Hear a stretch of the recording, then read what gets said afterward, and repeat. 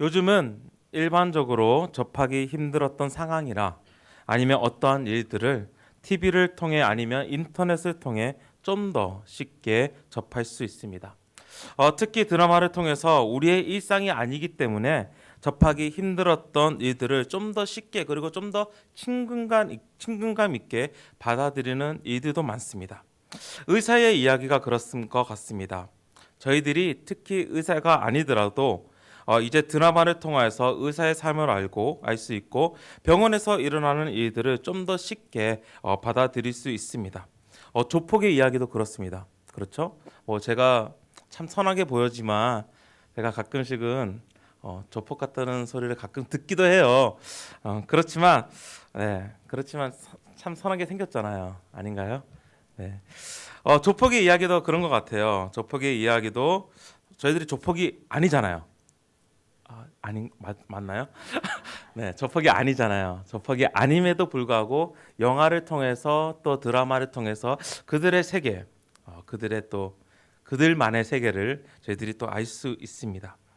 법에 관한 일들도 그렇습니다. 재판이나 법에 대해서 정말 많은 것들을 배우지 않아서 모르지만은 드라마를 통해서 법에 대해 법정에서 일하는 일에 대해서 저희들은 압니다. 법에 대한 드라마를 보게 되면 너무나 흥미진진하게 드라마가 쓰여져 갑니다. 어떠한 사건이 터집니다. 그리고 어느 한 사람이 그 사건에 대하여 모든 죄를 억울하게 뒤집었습니다. 그는 죄가 없지만 단지 그 사건이 일어나는 그 밤에 그 장소에 있었다는 이유로 모든 범죄의 책임을 져야 합니다. 그 사람은 변호사를 찾기 시작합니다. 그리고 그 찾은 변호사에게 자신에게 일어난 일들을 이야기를 합니다. 그리고 피고인이 법정에 섭니다. 변호인은 그 피고인을 변호합니다. 상대방인 검찰은 무조건 죄를 그에게 뒤집어 씌우려고 합니다. 또한 그가 그곳에 갔었다는 CCTV를 증거로 제출합니다. 재판의 시간이 점점 지나고 이제 판결의 시간이 단 몇 분 남지 않았습니다. 변호사는 자신의 일을 다 하였지만 피고인을 변호할 만한 확실한 증거를 내어놓지 못하였습니다. 판사가 이제 망치를 두드리려는 그 순간 누군가 문을 열고 뛰어들어옵니다. 그리고 변호사에게 어떤 종이를 보여줍니다. 변호사가 판사를 다급하게 부릅니다. 재판장님, 지금 가지고 온 이 종이는 이 사건을 돌이킬 만한 이 피고인이 죄인이 안 될 그러한 증거입니다. 그리고 그 종이를 제출합니다. 그 종이에는 피고인이 죄인이 아님을 입증할 수 있는 어떠한 증인의 이름과 그의 소재가 적혀 있었습니다. 그 증인은 그 사건이 일어날 때 처음부터 보고 목격한 목격자였습니다. 그 다음 스토리는 여러분이 예상을 충분히 할 수 있을 것입니다. 목격자 이 한 사람 때문에 모든 사건은 뒤집어지고 억울하게 잡혀있던 그는 벗어나고 정말 죄를 지었던 사람이 처벌을 받게 됩니다. 오늘 저희들이 읽은 본문의 말씀에서도 어떠한 목격자가 나옵니다. 이 목격자는 예수님이 하셨던 그 모든 일을 행하셨던 그 모든 표적들과 그 사역들 또한 예수 그리스도께서 가르치셨던 그 일까지 모두 보고 함께 하셨던 분입니다. 바로 성령님을 이야기합니다. 오늘 말씀에서는 보혜사라는 성령님을 보내시겠다라고 예수님께서는 약속을 하십니다. 16절 말씀에 내가 아버지께 구하겠으니 그가 또 다른 보혜사를 너희에게 주사라고 말씀하시면서 그는 영원히 너희와 함께 하겠다. 그리고 그는 진리의 영이다라고 말씀하십니다. 그리고 저희들이 또한 읽은 26절 말씀에는 보혜사 곧 아버지께서 내 이름으로 보내실 성령이라고 말씀하시면서 그가 너희에게 모든 것을 알게 하시고 또한 너에게 말한 모든 것을 생각나게 하실 것이다 라고 예수님이 말씀하십니다. 여기서 나타난 단어 성령, 이 단어는 파라클라토스라는 단어로 쓰여졌으며 이 단어는 부르다라는 칼레오와 함께 아니면 곁에 있다라는 파라라는 단어가 합쳐진 합성어입니다. 어떤 사람을 돕거나 변호하기 위해서 부름받은 사람을 뜻하고 있습니다. 그렇기에 저자인 요한이 사용한 이 단어는 오늘 제가 시작하면서 말씀드렸던 재판, 어떻게 보면 법정의 의미를 함축하고 있습니다. 즉 성령은 그리스도를 증거하는 변호인이며 또한 증인임을 이야기합니다. 예수님이 사셨던 문화에서 재판을 할 때 지금처럼 변호사가 있어서 그를 변호해 주지 않았습니다. 그 당시는 지금과 다르게 증인이 있어야 했습니다. 그리고 재판관은 증거를 제시하는 증인들로부터 진리를 분별해 내었습니다. 그렇기 때문에 고소를 당한 사람은 어떠한 직업적으로 고도의 훈련을 받은 사람을 찾아가서 그들을 변호하기를 부탁하는 것이 아니라 단지 진실을 말할 수 있는 증인, 목격자를 찾았습니다. 보혜사 성령, 바로 이분이 예수님의 증인 그리고 목격자이셨습니다. 그것이 가능한 이유가 무엇입니까? 바로 성령님이 예수님과 늘 함께 계셨기 때문입니다. 처음부터 함께 계셨으며 예수님의 사역 가운데서 가장 가까운 곳에서 동반자로 그와 함께 하신 분입니다. 영어의 표현을 쓴다면 eyewitness, 눈으로 witness, 증인이 된다. 바로 목격자라는 것입니다. 그리고 성령님은 목격자이시기 때문에 모든 것을 가르치시고 예수님께서 하신 말씀을 기억나게 하신다고 성령은 우리에게 이야기를 합니다. 바로 성령님이 목격자 증인이기 때문에. 그렇기에 성령이 임하였다는 것은 오늘 저희들이 말씀을 시작하기 전에도 성령이 오셨네 라고 찬양을 했는데, 이 성령이 오셨다라는 것은, 성령이 임하였다는 것은 어떠한 물질적인 권능을 가졌다고 이야기하기 어렵습니다. 성령이 임하였다는 단어가 교회 안에서 사용될 때는 너무나 많이 눈에 가시적인 권능으로 해석될 때가 많습니다. 방언을 할 때, 아니면 어떠한 기적적인 일들이 일어날 때 그때 성령님이 임하셔서, 성령님이 행하셔서 그러한 일들이 일어났다라고 이야기할 때가 많습니다. 그렇기 때문에 성령님의 임하심을 많은 경우 체험적인 일에만 그냥 집중되어서 성령님을 볼 때가 많습니다. 그렇게도 성령님께서는 일을 하십니다. 왜냐하면 하나님이시기 때문에. 하나님이시기 때문에 정말 우리들이 생각할 수 없는 그 방법으로도 사용을 하십니다. 그렇지만 그것보다 더 중요한 것은 오늘 말씀을 통해서 만약 성령님께서 변호인, 목격자, 증인이시라면 성령이 그리고 그 목격자로서 예수 그리스도께서 하셨던 일들을 우리에게 가르치시고 예수님께서 하셨던 그 말들을 우리에게 기억나게 하신다면 정말 성령이 우리에게 임하였다는 것은 바로 우리가 성령님을 통해 더욱 예수 그리스도를 알아감을 이야기하고 있습니다. 성령이 우리에게 임하였다, 성령이 나에게 임하였다 라고 이야기하는 것은 내가 더욱더 그 성령님께서 가르치고 계시는, 우리에게 가르치고 계시는 그 예수 그리스도를 더욱 알아간다 라고 이야기할 수 있으며, 또한 그 알을 통해서 우리가 가진 예수 그리스도에 대한 믿음이 더욱 확고해지는 것이 바로 성령이 임하셨다는 것입니다. 오직 예수 그리스도만이 우리의 구원자이심을 확신해진다는 것이 바로 성령이 우리에게 임하였다라고 이야기할 수 있습니다. 가시적인 어떠한 체험적인 일보다 오히려 우리 마음에 예수 그리스도를 아는 지식이 더욱더 깊어가고 더 풍성해지고, 또한 예수 그리스도를 믿는 믿음이 더욱 확고해지는 것, 이것이 바로 성령이 임하셨다라는 것입니다. 제가 존경하는 어느 목사님이 사도행전 1장에 나오는 말씀을 가지고, 사도행전 1장 8절에 나오는 그 성령의 권능을 가지고 말씀을 하신 적이 있습니다. 설교를 그대로 들고 와서 말씀을 드린다면 그분이 이렇게 이야기를 하셨습니다.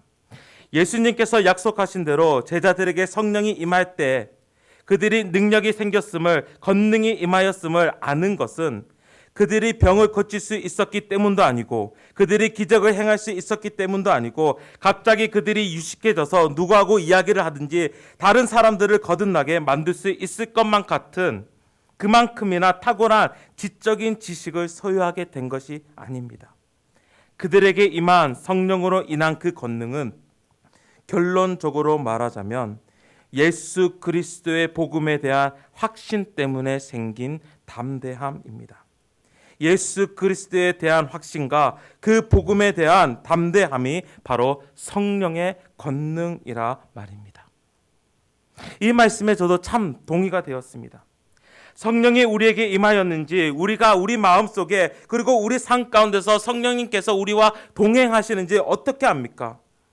매일 삶 가운데서 그리고 지금 내가 부딪히고 있는 그 상황 가운데서 예수 그리스도에 대한 믿음이 더욱 확고해지면 예수님이 그리스도시고 살아계신 하나님의 아들이시며 오직 그의 이름에 힘입어 영생을 얻는다는 것이 더욱 확실해지면 예수 그리스도께서 이 땅에 오신가 그리고 죽으신가 부활하신가 이 땅에 다시 오심이 더욱 믿어진다면 성령님께서 우리 안에 계신다는 것입니다.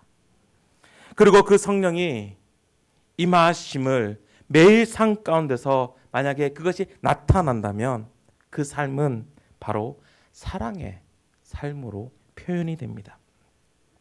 예수님께서 성령에 대해 말씀하실 때 그가 내가 가르친 것을 알게 하시고 또 말한 것을 기억나게 하실 것이다 라고 이야기를 하십니다.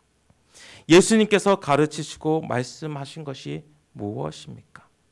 저희들 한번 성경책이 만약에 있으시면 요한복음 13장 34절과 35절 말씀을 함께 읽도록 하겠습니다.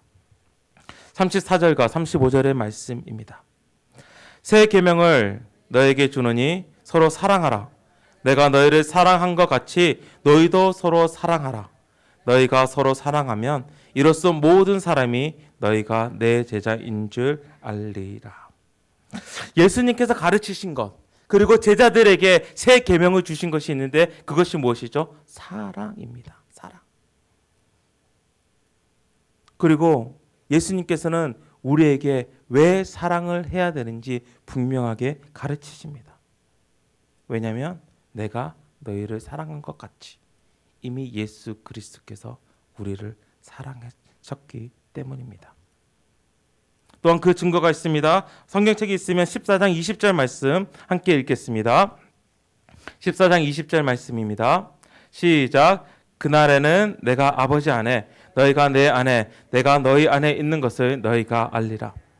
바로 우리가 하나님 안에 예수 그리스도 안에 있기 때문에 우리는 사랑을 할 수 있습니다. 하나님과 예수 그리스도의 그 관계를 생각하면 하나님과 예수 그리스도의 그 관계는 바로 사랑의 관계입니다. 그 아무것도 끊을 수 없는 그 사랑의 관계.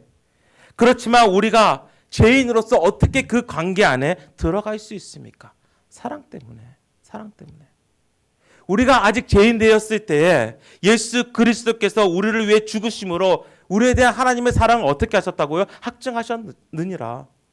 우리를 사랑하셨기 때문에 나를 위해 죽으심으로 우리를 위해 죽으심으로 하나님의 사랑이 정말 우리에게 들어오셔서 또한 그가 돌아가시고 죽으시고 또한 부활하실 때에 우리는 그와 함께 그 관계 안에 들어갔다는 것입니다. 사랑을 받았기 때문에 우리가 그 사랑을 받았기 때문에 우리가 그 사랑 안에 있기 때문에 우리는 정말 사랑을 할 수밖에 없습니다. 너희가 내 안에 내가 너희 안에 사랑으로 묶여져 있으니까 사랑을 해야 합니다. 예수님께서 우리를 사랑하신 것처럼 우리도 사랑해야 합니다. 우리 안에서 하나님의 사랑이 예수 그리스도의 그 사랑이 흘러내려야 합니다. 즉 성령님께서 우리 가운데 계시다면 성령님께서 우리 마음에 계신다면 나의 마음속에 계신다면 나의 삶 가운데서 예수 그리스도를 향한 믿음이 더욱 확고해지는데 그 믿음이 바로 사랑으로 흘러내린다는 것입니다. 요한복음 말씀을 저희들이 계속 묵상하고 있습니다. 큐티 말씀으로 계속 묵상하고 있는데 요한복음 7장 38절의 말씀에 이런 말씀이 나옵니다. 나를 믿는 자는 성경의 이름과 같이 그 배에서 생수의 강이 흘러 나오리라. 사실 이 말씀 많이 외우고 계시잖아요. 저도 어릴 때도 이 말씀을 가지고 정말 찬양도 하면서 많이 외웠던 찬양입니다. 그리고 그때의 지식으로는 이렇게 이 말씀을 이해했습니다. 예수 그리스도를 믿으면 정말 내 안에 영생이 있구나라고만 생각을 했습니다. 그런데 이번에 묵상을 하면서 39절의 말씀을 보면서 좀 더 깊은 생각이 들어갔습니다. 39절에 보면 바로 뒤를 따라오는 말씀인데요. 39절에 이는 그를 믿는 자들이 받을 성령을 가리켜 말씀하신 것이라.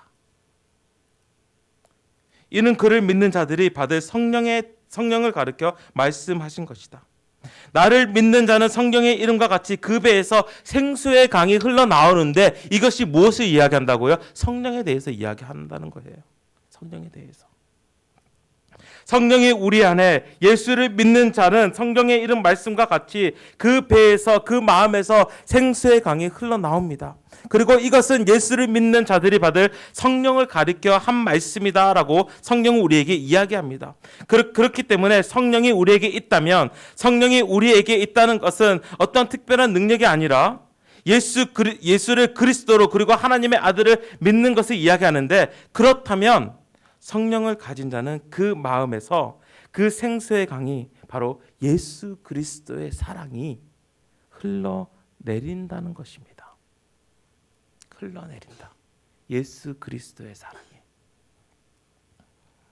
옛날 어느 TV 프로그램에서 이런 코너가 있었습니다. 나의 인생을 바꾼 한마디. 나의 인생을 바꾼 한마디.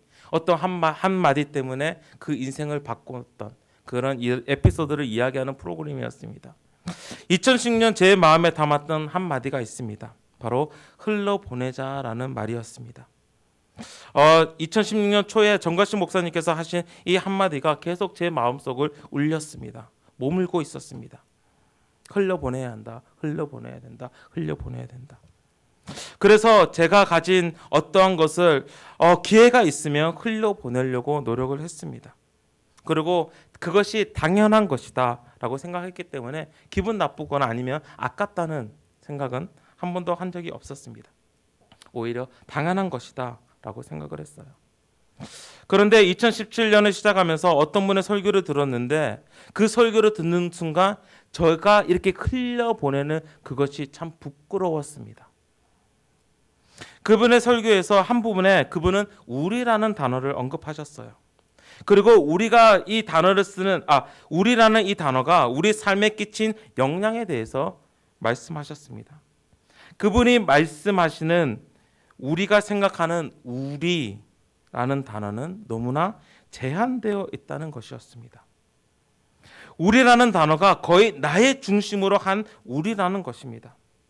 그렇기 때문에 내가 말하는 우리는 나의 이웃들을 이야기하고 나와 사정이 비슷하고 처지가 비슷한 사람들을 이야기하고 또는 내가 함께 시간을 보내는 사람들을 이야기하고 그리고 내가 속한 공동체만이 우리라는 단어 안에 속한다는 것입니다. 그러나 한번 질문을 던져보면 그 밖에 있는 사람은 우리가 아닙니까? 밖에 있는 사람은 그 사람들은 내가 생각하는 우리 안에 들어가 있습니까? 저에게는 큰 도전이 되었습니다. 왜냐하면 제가 가진 어떠한 것을 흘려보내는데 그 흘려보냄을 받는 대상을 생각할 때에 100%가 내가 아는 사람들이었고 나와 어떠한 관계가 있는 사람들이었습니다. 나와 함께 식사를 하였거나 내가 속한 공동체에서 함께 시간을 보내는 사람들, 내가 좋아하는 사람들만이 내가 말하는 우리라는 단어 안에 들어와 있었고 저는 그 우리만 사랑하기 바빴습니다. 정말 여러분은 어떻습니까? 저는 참 부끄러웠습니다.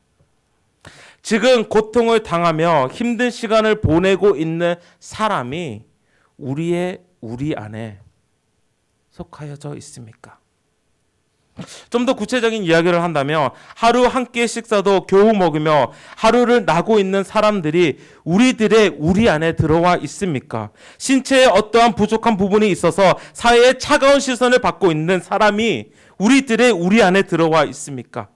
하루하루 돈을 벌기 위해 영하 10도가 되는 추운 새벽에 나와서 인력 사무실 앞에서 줄을 서고 있는 사람들이 우리 안에 들어와 있습니까? 아니면 외국인 노동자들이 우리 안에 들어와 있습니까? 아프리카에서 물이 없어 죽어가는 그 아이들이 우리 안에 있습니까? 우리라는 단어의 범위를 더 넓히실, 함께 더 넓혀 보실 생각은 없으십니까? 오늘 말씀을 준비하면서 성령에 대하여 묵상을 하면서 사도행전 1장 8절의 말씀을 다시금 묵상하게 되었습니다.